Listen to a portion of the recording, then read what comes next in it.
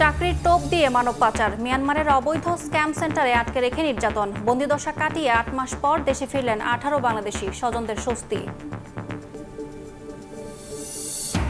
পদের নাম ও জ্যেষ্ঠতার শর্ত ভেঙে এনসিটিবির ৫ কর্মকর্তার পদোন্নতি। তদন্তে প্রমাণ মিললেও ১ বছরে নেওয়া হয়নি ব্যবস্থা। ষড়যন্ত্র দাবি অভিযুক্তদের। এবং যুদ্ধবিরতি নিয়ে পুতিনের সঙ্গে ট্রাম্পের ফোনালাপ। ৩০ দিনের জন্য জ্বালানি অবকাঠামোতে হামলা না করতে সম্মত রুশ প্রেসিডেন্ট, স্বাগত জানালেন জেলেনস্কি।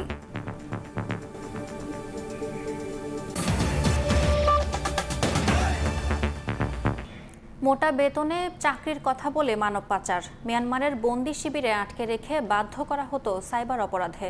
অবশেষে বন্দিদশা থেকে মুক্ত হয়ে ৮ মাস পর দেশে ফিরলেন ১৮ বাংলাদেশি। তাদের ফিরে পেয়ে স্বজনদের চোখে মুখে স্বস্তি। বুধবার রাত ২টায় থাই এয়ারওয়েজের একটি ফ্লাইটে ঢাকায় পৌঁছান তারা। মানব পাচারের ফাঁদে পড়ে মিয়ানমারের বন্দিদশা কাটিয়ে ৮ মাস পর দেশে ফিরলেন ১৮ বাংলাদেশি। বিমানবন্দরে তাদের জন্য অপেক্ষায় ছিলেন পরিবারের স্বজনরা।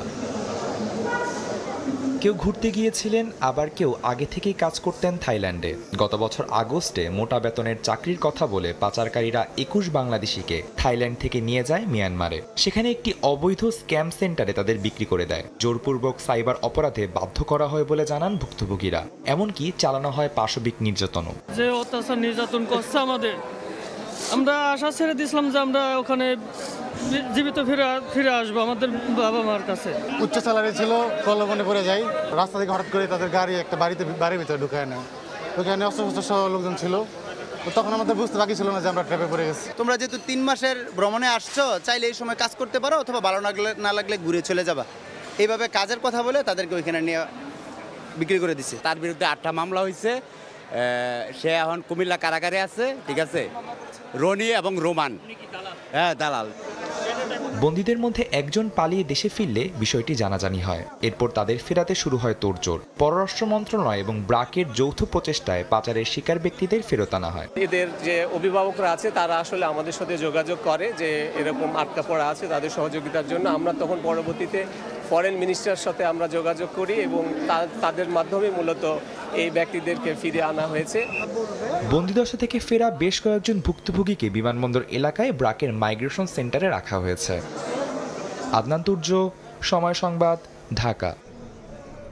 সকালের সময় আরও থাকছে। ফল আমদানিতে সম্পূরক শুল্ক ও কর কমানোর প্রভাব রাজধানীর খুচরা বাজারে। কেজিতে ৩০ থেকে ৭০ টাকা কমেছে আপেল, কমলা, আঙুরের দাম। আরও কমার আশা আমদানিকারকদের।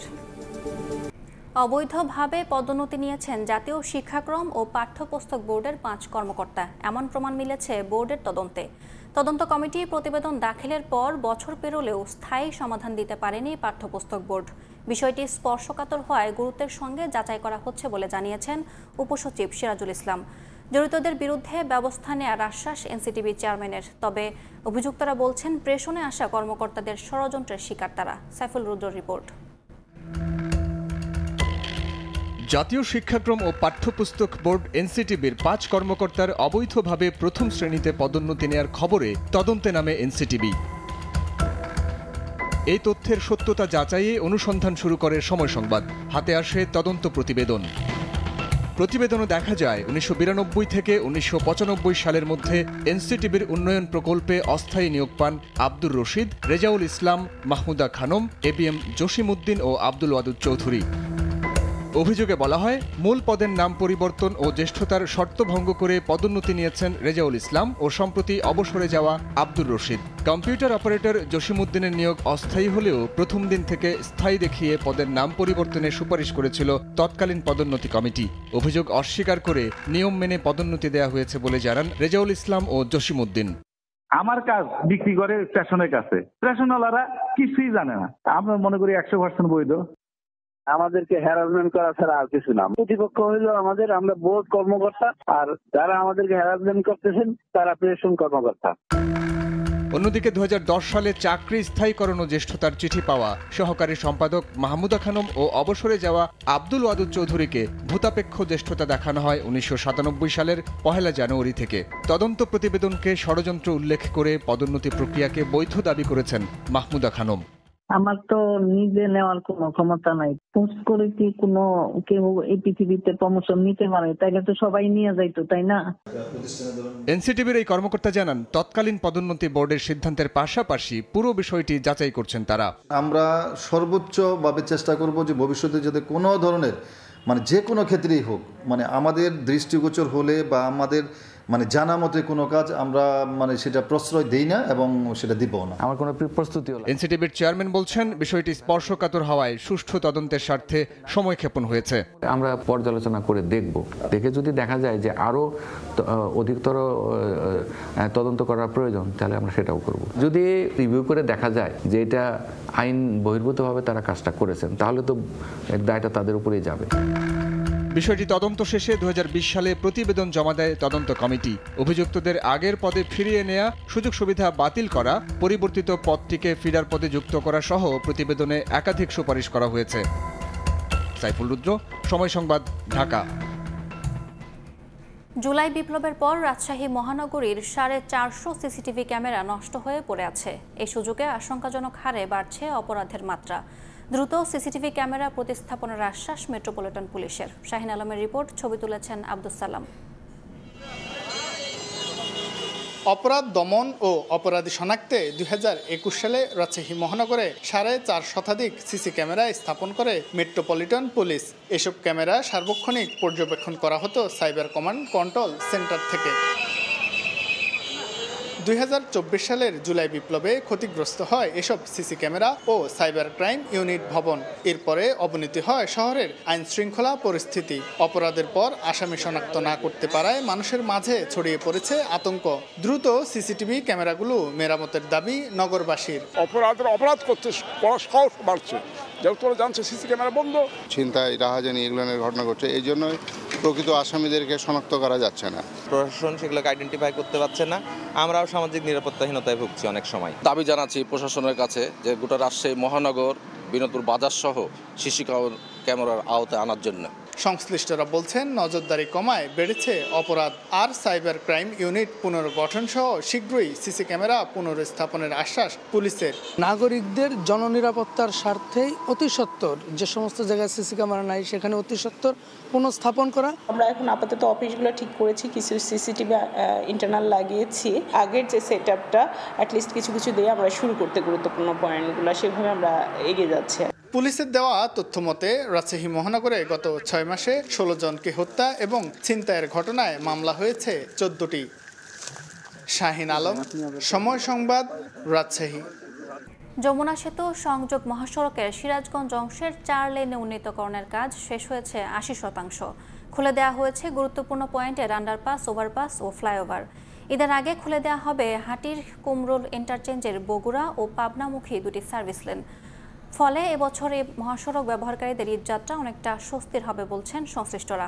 অমৃত সেনের ছবিতে রিঙ্গু কুন্ডুর রিপোর্ট। প্রতি বছর ঈদযাত্রায় উত্তরবঙ্গের বাসিন্দাদের দীর্ঘ সময় যানজটে আটকা পড়তে হয় সিরাজগঞ্জে। বিশেষ করে যমুনা সেতু পশ্চিম সংযোগ থেকে হাটিকুমরুল মোড় পর্যন্ত যানজট তৈরি হয়। তবে এবারের চিত্র অনেকটাই ভিন্ন। সাসেক 2 প্রকল্পের আওতায় যমুনা সেতু সংযোগ মহাসড়কটি 4 লেনে উন্নীতকরণের কাজ শেষ হয়েছে 80%। পাশাপাশি গুরুত্বপূর্ণ পয়েন্টে নির্মিত আন্ডারপাস, ওভারপাস ও ফ্লাইওভারগুলো খুলে দেওয়া হয়েছে।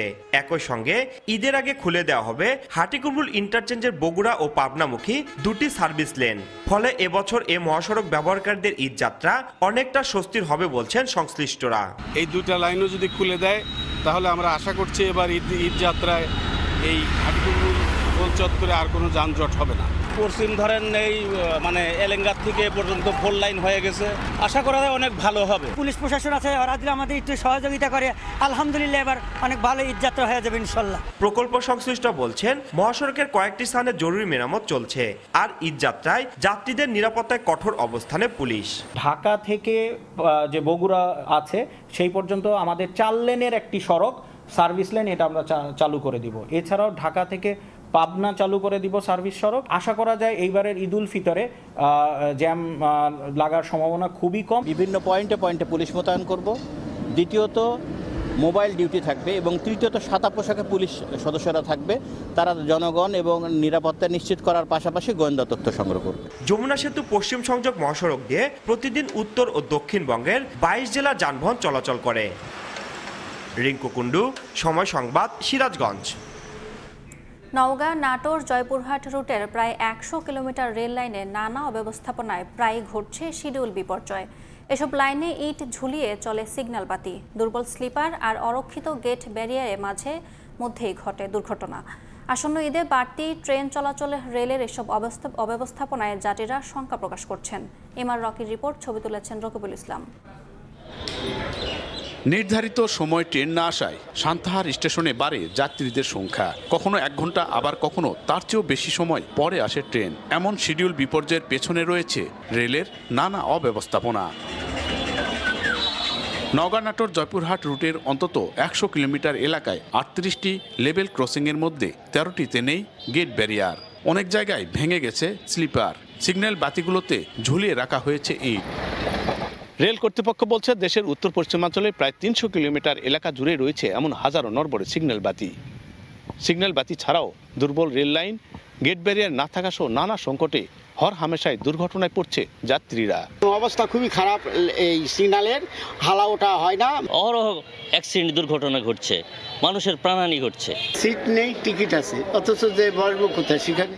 ঈদ যাত্রায় বাড়তি সামাল দিতে বাড়ানো হয়েছে রেলের সংখ্যাও। তবে রেল লাইনের দুর্বল জায়গায় জোড়াতালি দিয়ে যাত্রী সেবা নিশ্চিত করার দায় সারার চেষ্টা রেল কর্তৃপক্ষের। এতে শঙ্কিত যাত্রীরা। তবে ঝুঁকির মধ্যেও প্রাণহানি এড়াতে সতর্কতা মেনে চলার আহ্বান রেল পুলিশের। রেল লাইনের কোনো ত্রুটি এটা পিডব্লিউ নিয়ন্ত্রণ করে, যদিও তারপরে কোনো রকমের সমস্যা যেন না হয় আমরা সবসময় এটা তদারকি করি। আমাদের রেলওয়ে পুলিশের সর্বত্রের অফিসার এবং ফোর্সদেরকে আমরা ব্রিফ করছি এবং তাদেরকে দিক নির্দেশনা দিছি। রাজশাহী, রংপুর ও খুলনা বিভাগ নিয়ে গঠিত উত্তর পশ্চিমাঞ্চলের রেলের গেটের সংখ্যা 1582টি। এর মধ্যে 818টিতেই নেই গেটম্যান।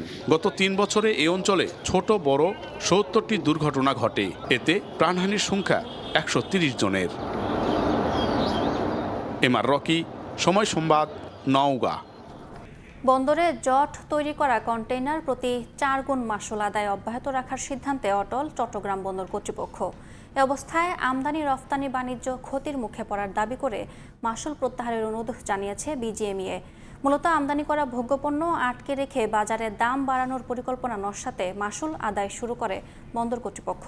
শাখাউত টিপুর ক্যামেরায় বিস্তারিত জানাচ্ছেন কমল দে। 53,518 টিউস ধারণ ক্ষমতা চট্টগ্রাম বন্দরে এই মুহূর্তে কন্টেনার রয়েছে মাত্র 29,651 টিউস। আর মঙ্গলবার একদিনের রেকর্ড 4,855 টিউস কন্টেনার বন্দর থেকে ডেলিভারি হয়েছে। অথচ মার্চ মাসের শুরুতে বন্দরের বিভিন্ন ইয়ার্ডে 45,000-এর বেশি কন্টেনার আটকে ছিল। রমজানে কৃত্রিম সংকটের মাধ্যমে দাম বাড়াতে আমদানি করা ভোগ্যপণ্য কৌশলে আটকে রাখার অভিযোগ উঠায় দ্রুত কন্টেনার খালাসে কঠোর অবস্থান নেয় বন্দর কর্তৃপক্ষ। 4 গুণ করার ফলে কি হয়েছে, কন্টেনার কিন্তু দ্রুত খালাস হয়ে গেছে। আমি হিসাব করে দেখছি প্রতিদিন অতিরিক্ত প্রায় 1000 কন্টেনার অতিরিক্ত এখান থেকে আউট হয়েছে। এটা তো ইতিবাচক একটা ফল পাওয়া যাচ্ছে। আগে থেকে ঘোষণা দিয়ে 9 মার্চ পর্যন্ত পরিস্থিতি পর্যবেক্ষণের পর 10 মার্চ থেকে 4 গুণ হিসাবে 20 ফুট সাইজের কন্টেনারের প্রতিদিনের জন্য $48 এবং 40 ফুট সাইজের কন্টেনারে $96 মাশুল আদায় শুরু করে বন্দর কর্তৃপক্ষ। আমদানি করা ভোগ্যপণ্য বন্দরে আটকে রেখে বাজারে কৃত্রিম সংকট সৃষ্টির মাধ্যমে দাম বাড়ানোর জন্য সিন্ডিকেট ব্যবসায়ীরা যে পরিকল্পনা নিয়েছিল বন্দর তা নস্যাৎ করে দিয়েছে। ভোগ্যপণ্য ডেলিভারি চলছে দ্রুত গতিতে। তবে বন্দরের এই 4 গুণ মাশুল আদায়ে ক্ষতির মুখে পড়তে যাচ্ছে বিজিএমইএ, এমনটি দাবি করছেন গার্মেন্টস ব্যবসায়ীরা। কন্টেনার জট কমলে বন্দর কর্তৃপক্ষ মাশুল আদায়ের সিদ্ধান্ত প্রত্যাহার করে নিবে বলে আশায় ছিল ব্যবসায়ীরা। কিন্তু মাসুল আদায়ের সিদ্ধান্তে বন্দর অনড় থাকায় আমদানি রপ্তানি বাণিজ্যের জন্য বড় ধরনের সংকট সৃষ্টি করবে বলে দাবি ব্যবসায়ী নেতাদের। বন্দর যদি অতি উৎসাহিত হয়ে অনেক বেশি শুল্ক আরোপ করে এবং অনেক বেশি শুল্ক আদায়ের জন্য একটা চাপ সৃষ্টি করে, সেটা শুল্ক তো বেশি আদায় হবে না, বরঞ্চ কমে যাওয়ার সম্ভাবনা আছে। এই অবস্থায় মাসুল আরোপের সিদ্ধান্ত প্রত্যাহারের অনুরোধ জানিয়ে বন্দর চেয়ারম্যানের কাছে চিঠি দিয়েছে গার্মেন্টস ব্যবসায়ীদের সংগঠন বিজিএমইএ। কাস্টমসের জটিলতায় এফসিএল কন্টেনার বন্দরের ইয়ার্ডে আটকা পড়ছে বলে চিঠিতে উল্লেখ করা হয়েছে। তবে শুক্র শনিবার ছাড়াও সরকারি বন্ধের দিনগুলোতে চাল, ডাল, চিনি, ছোলার মতো ভোগ্যপণ্য ডেলিভারি চালু রাখার ঘোষণা দিয়ে আরও একটি চিঠি ইস্যু করেছে বন্দর কর্তৃপক্ষ। বন্দরে হঠাৎ করে যে হঠকারিতার সিদ্ধান্তটা নিয়েছে সেটা হচ্ছে আমাদের ব্যবসায়ীদের জন্য বড় ধরনের একটা আত্মঘাতী সিদ্ধান্ত। কারণ আমরা এই যে খরচটা 4 গুণ হারে বৃদ্ধি করেছে, এটা কিন্তু আমরা অর্ডার নেওয়ার সময় কিন্তু ক্যালকুলেশন করিনি। কিন্তু এটা যদি অন্যান্য সময়ের চাইতে যদি এখন যে কন্টিনিউশনটা থাকে, তাহলে কিন্তু আমাদের বড় ধরনের একটা আর্থিক ক্ষতি। অবশ্য ঈদের দীর্ঘ ছুটিতে কারখানা বন্ধ রাখতে হবে বলে গার্মেন্টস মালিকেরা প্রস্তুতকৃত পোশাক রফতানির জন্য আগেভাগে অফডকের পাশাপাশি বন্দরে রেখে আসে। একইভাবে আমদানি করা কাঁচামাল গুদামে না এনে বন্দরে সেনে ফেলে রাখে। কমল দে, সময় সংবাদ, চট্টগ্রাম। ফল আমদানিতে সম্পূরক শুল্ক ও কর কমানোর প্রভাব পড়েছে রাজধানীর খুচরা বাজারে। আপেল, কমলা, আঙুর, নাশপাতির দাম রাতারাতি কমেছে কেজিতে 30 থেকে 70 টাকা। দাম আরও কমবে বলে জানিয়েছে তাজা ফল আমদানিকারক সমিতি। দাম কমতে শুরু করেছে চড়া মূল্যের ফলের বাজারে। রাজধানীর কাউরান বাজারের খুচরা বিক্রেতারা বলছেন, একদিনের ব্যবধানে আমদানি করা আপেল, কমলা, আঙুর, নাশপাতির দাম কমেছে কেজিতে 70 টাকা পর্যন্ত। তাদের দাবি মানছেন ক্রেতারাও। কেজিতে 20 টাকা 25 টাকা কম প্রত্যেক মালের দাম। গতকাল যে আপেলটা ছিল 350 টাকা, সে আজকে সে আবার 320 টাকা। গতকাল নাশপাতি ছিল 300 টাকা, আজকে 280 টাকা। আরও দাম করুক, সহনশীল। তারা লাভ করবে না কেন? তারা তো ব্যবসা করে। কিন্তু সবার কথা চিন্তা ভাবনা করে একটা সহনশীল পর্যায়ে করলে সেই জিনিসটা যাচ্ছে মানে।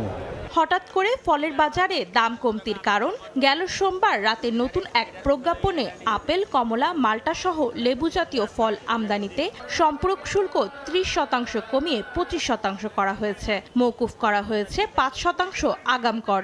তবে ক্রেতা বিক্রেতাদের দাবি, ফলের দাম কমেছে ঠিকই, কিন্তু এখনো তা বেশ বেশি। আপেল 400 টাকা কেজি সাধারণ মানুষের জন্য একটু বেশি। যাদের প্রয়োজন তারা খাইতেছে, যাদের খাইতে মন চায় তারা পারতেছে না খাইতে।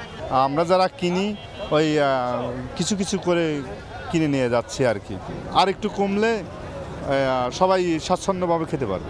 আমদানিকারকরা বলছেন, এনবিআর এর শুল্ক কর কমানোর সিদ্ধান্তে ফলের দাম কমবে আরও।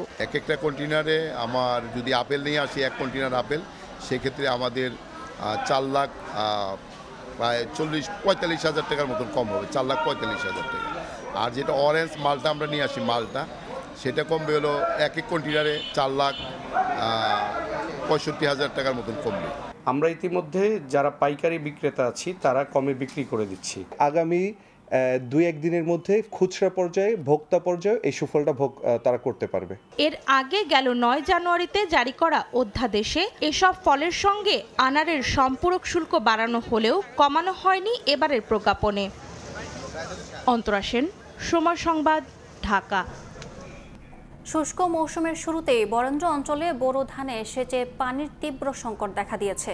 পানির স্তর নিচে নেমে যাওয়ায় বরেন্দ্র বহুমুখী উন্নয়ন কর্তৃপক্ষের আওতাধীন 8 উপজেলার 1960টি গভীর নলকূপে এখন আর পানি উঠছে না।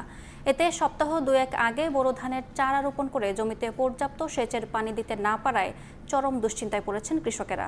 এছাড়া সংকট দেখা দিয়েছে খাবার পানিরও। হাবিবুর রহমান পাপড় তোলা ছবিতে বিস্তারিত সাইফুর রহমান রকির প্রতিবেদন।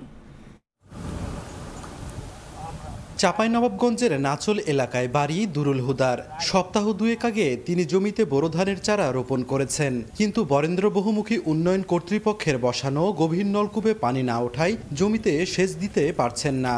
বোরা ধান লাগিয়ে আমরা বিপদে পড়ে গেছি। সেচ দিয়া, বাড়ির সেচ দিয়া ধান যে হবে কি হবে না সেটা কল্পনাই করতে পারছি না। চৈত্রের শুরুতেই বরেন্দ্র অঞ্চলে প্রখর খরতাপে মাঠ ফেটে চৌচির। পানির স্তর ক্রমেই নেমে যাচ্ছে নিচে। একই অবস্থা রাজশাহী, চাঁপাইনবাবগঞ্জ, নওগাঁ, নাটোর ও পাবনা সহ বিভাগের বিভিন্ন জেলার কৃষকের আবাদি জমির। বরেন্দ্রের ৮টি উপজেলার ১,৯৬০টি গভীর নলকূপে পানি উঠছে না। আর ১ বছরেরও বেশি সময় ধরে নষ্ট হয়ে পড়ে আছে ৩০০ ডিপ টিউবওয়েল। অনেকে বাধ্য হয়ে বাসাবাড়িতে ব্যবহৃত মিনি পাম্প দিয়ে কেউ কেউ জমিতে সেচের ব্যবস্থা করছেন, কিন্তু পর্যাপ্ত সেচের পানি না পাওয়ায় বড় উৎপাদন নিয়ে দুশ্চিন্তায় কৃষক। ডিপটা অকেজো হয়ে পড়ে থাকার জন্য লিগার নাই, তলে পানি পাচ্ছে না। মাঠ কাট তো সব পড়ে আছে মাঠে, একটা তো জমি আবাদ নাই। যেখানে জমি আবাদ করেছে মিনি ডিপের পানি দিয়ে নামে গেছে পানি নিচে, এখন পানি আর পাওয়া যাচ্ছে না, এই জন্য আবাদ হচ্ছে না ভালো। সেচ দিতে পারছি না, অনেক কষ্ট হচ্ছে আর কি। এই যে আবাদ এগুলো প্রতীক পড়ে থাকছে, আবাদ হচ্ছে না। আমাদের মৌসুমলা শেষ হয়ে গেল, এই যে এলাকা দেখেন কিভাবে মরুভূমি হয়ে পড়ে আছে, তাহলে আমরা কিভাবে কি খেয়ে বাঁচবো আমরা? এ অবস্থায় বরেন্দ্র অঞ্চলে শত শত বিঘা আবাদি জমি পতিত পড়ে আছে। শুধু সেচ নয়, জেলাগুলোতে বিশুদ্ধ খাবার পানির সংকটও চরমে।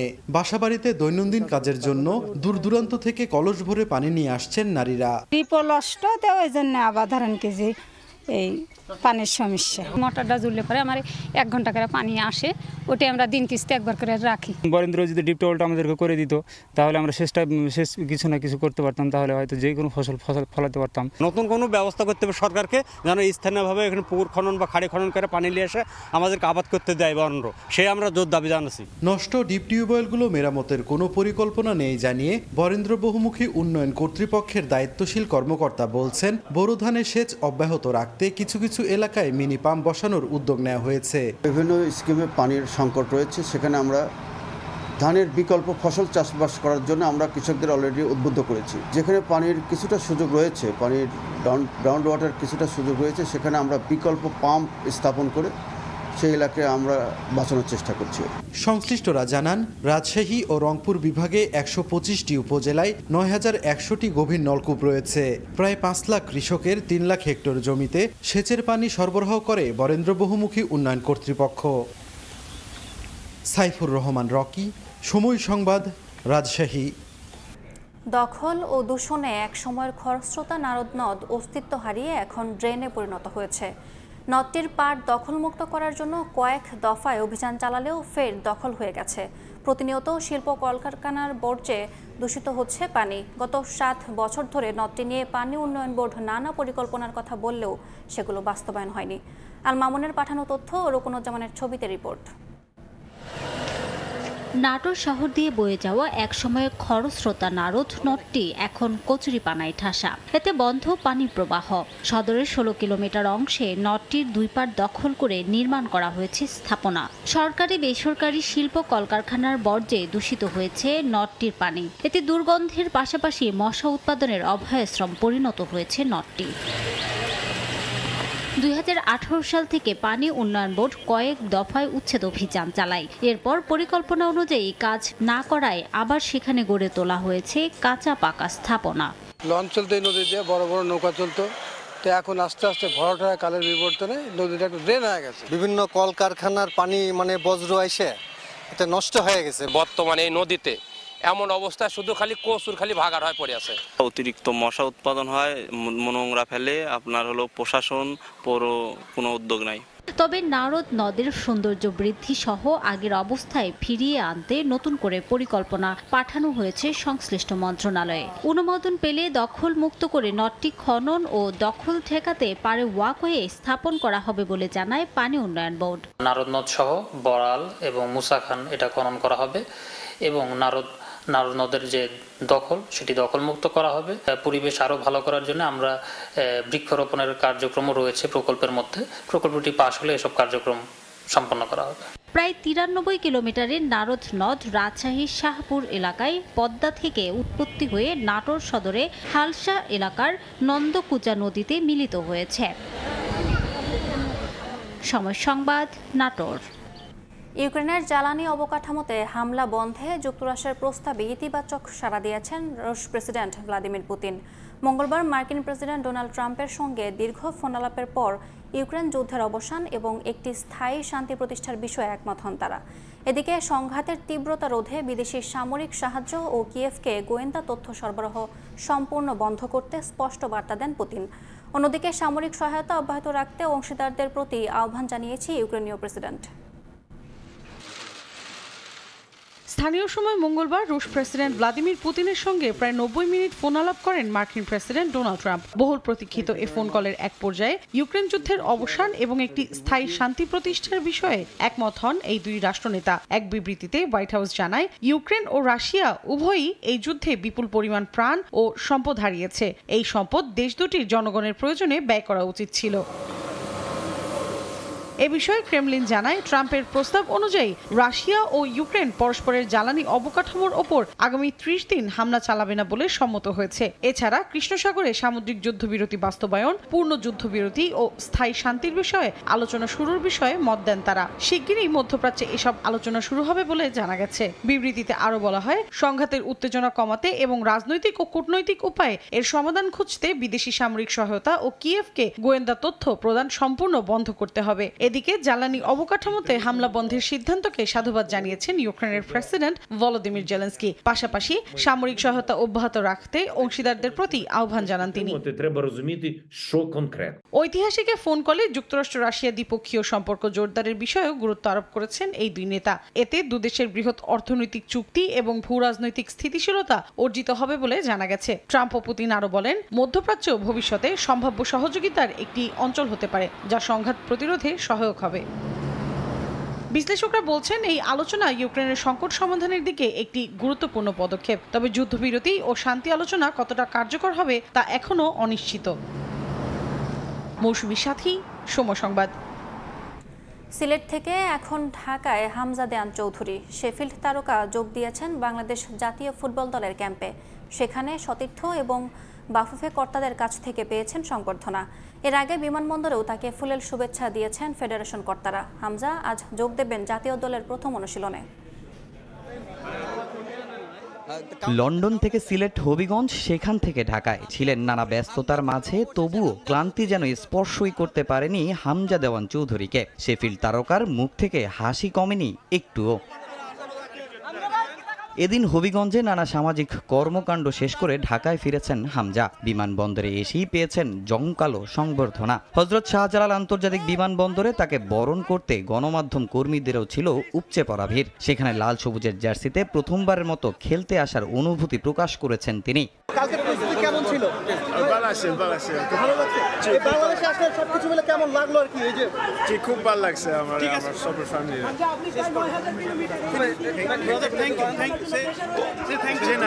ওকে, থ্যাংক ইউ।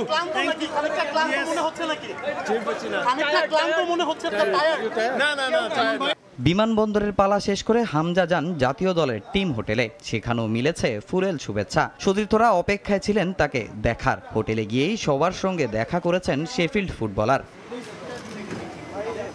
এর আগে সিলেট থেকে আসা বিমানেও ভক্তদের ভালোবাসায় সিক্ত হয়েছেন হামজা। প্রত্যেকের ছবির আবদার মিটিয়েছেন তিনি।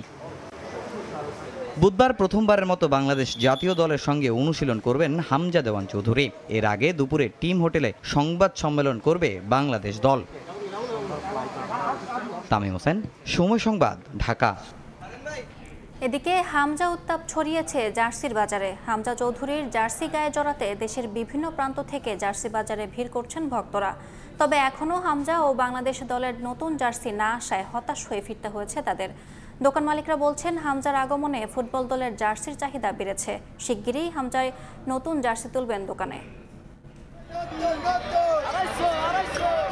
দেশের ফুটবলের জার্সি বাজার অনেকটাই স্থবির। বড় তারকা আর কাঙ্ক্ষিত ফলাফল না থাকায় জামাল ভুঁইয়াদের জার্সি সংগ্রহে সমর্থকদের তেমন একটা আগ্রহ নেই বললেই চলে। বরং ইউরোপিয়ান ক্লাব ফুটবলের জার্সির চাহিদাই বেশি দেখা যায় দেশের বাজারে। তবে সেই ধারায় আসতে যাচ্ছে পরিবর্তন। দক্ষিণ এশিয়ার ফুটবলে সাড়া জাগিয়েছেন ইংলিশ প্রিমিয়ার লিগ খেলা হামজা দেওয়ান চৌধুরী। লাল সবুজ স্কোয়াডে যুক্ত হতে এরই মধ্যে ঘরের ছেলে ফিরেছেন ঘরে। তার আগমন নাড়া দিয়েছে ক্রীড়াঙ্গনে, যার ছোঁয়া লেগেছে বাংলাদেশের জার্সি বাজারে। হামজা চৌধুরী দেশে আসার পর জার্সির বাজারে বেড়েছে ক্রেতা সমাগম, কিন্তু দূর দূরান্ত থেকে এসেও সমর্থকদের ফিরতে হচ্ছে খালি হাতে। কারণ বাফুফে নতুন জার্সি উন্মোচন করেছে কিছুটা দেরিতে, যার ফলে বাজারে আসেনি নতুন জার্সি, খালি হাতে ফিরতে হচ্ছে ভক্তদের। তবে ইপিএল খেলা তারকার হাত ধরে দেশের ফুটবল এগিয়ে যাবে বলে প্রত্যাশা ভক্তদের। বাসা থেকে আসছিলাম হামজা যাচ্ছি নেওয়ার জন্য, কিন্তু এখন আইসা দেখে এই জায়গায় হামজা যাচ্ছে এখন আসে নাই। আর আমরা তো বাংলাদেশি হিসাবে অনেক এক্সাইটেড, হামজা বাংলাদেশে আসবে, খেলবে, বাংলাদেশে ভালো কিছু দেবে, এটা তো আমরা চাই। জার্সিটা খুঁজতে আসছি, পাইনি কা, আগেরটাই পাইছে কি নতুন এখনো পাইনি কা, এই জন্য এখন দেখতেছি খুঁজতেছি কোনটা ভালো লাগে নিব। গুলিস্তান থেকে মিরপুরের স্টেডিয়াম মার্কেট, কোথাও নেই ফুটবল দলের নতুন জার্সি। চাহিদা বেশি হামজার জার্সির, তাই শিগগিরই হামজার জার্সি তুলবেন দোকানিরা। নতুন যে জার্সিটা হামজা চৌধুরী যেটা পরে খেলবে, এটা ফুল রেড কালারের, ওই জার্সিটা পাওয়া যাচ্ছে না, খুবই কম ডিমান্ড তৈরি, মনে হয় স্টক নাই। তো আগে যে জার্সিটা, এই জার্সিটার ডিজাইনটা অনেক সুন্দর, তো তার যে ফ্যান্স ফলোয়ার আছে তারা সবাই এটা নিচ্ছে। উনি আসাতে মানুষের আকর্ষণ আরও বাড়ছে ফুটবল খেলা দেখার জন্য, অনুপ্রেরণা। আপনার বাংলাদেশ বাফুফের আগের কোনো চাহিদা ছিল না এমন, এখন আজকে যে 2-3 দিন যাবত প্রচুর চাহিদা, মানে যে না সেই আইসা চাচ্ছে বাংলাদেশ টিমের জার্সি চাচ্ছে। তৈরি করতে দিছি, তো বর্তমান চাহিদা আছে, হামজা চৌধুরী আসছে বাংলাদেশে, তার জন্য তো এখন অনেকে চাইতেছে, তো এটা শীঘ্রই আজকে চলে আসবে। মাঠের বাইরে আগ্রহের মতো মাঠের পারফরমেন্সেও সমর্থকদের মন ভরাবেন হামজা, প্রত্যাশা ফুটবল প্রেমীদের। তারেক হোসেন শিমুল, সময় সংবাদ, ঢাকা। সকালের সময়ের শীর্ষ সংবাদগুলো জানিয়ে দিচ্ছে আরেকবার। এবং চাকরির টোপ দিয়ে মানব পাচার, মিয়ানমারের অবৈধ স্ক্যাম সেন্টারে আটকে রেখে নির্যাতন, বন্দিদশা কাটিয়ে 8 মাস পর দেশে ফিরলেন 18 বাংলাদেশি, স্বজনদের স্বস্তি।